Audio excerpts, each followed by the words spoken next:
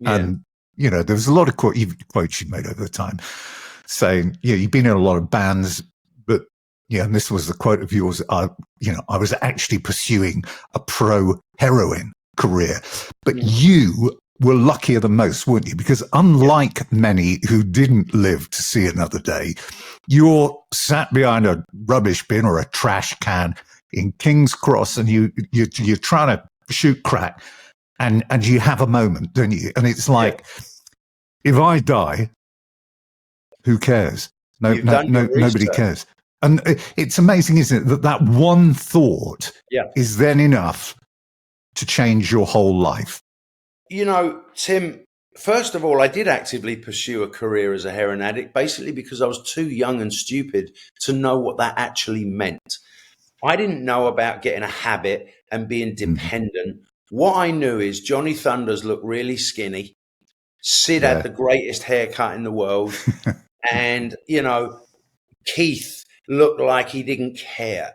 And when you're young and 14, that's you just want to be skinny and good looking and not give a shit what people think. So I didn't know what it meant, but I knew the correlation between all these people was heroin.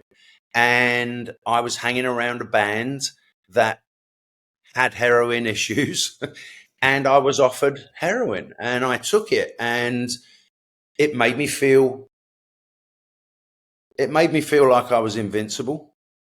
It made me feel sleepy, and warm, like the little womb feeling, that I would imagine how it feels in a womb.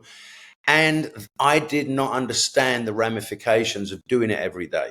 And I went for it with a vengeance. And 15 years later, I had that moment that you described where it was clear. It wasn't a cry for help. It was, oh shit, I'm actually going to die. I was, without getting too graphic, I was covered in blood, and all the people at lunchtime in King's Cross, all the business people, they're walking past me, just looking at me. And I had this moment, if I die, and I'm going to die, no one's going to give a shit. And I didn't want to go out like that. Obviously deeper than the desire to be skinny and not give a shit was a desire to actually create and leave a somewhat of an impression on the world and not go out early. And so that was my moment.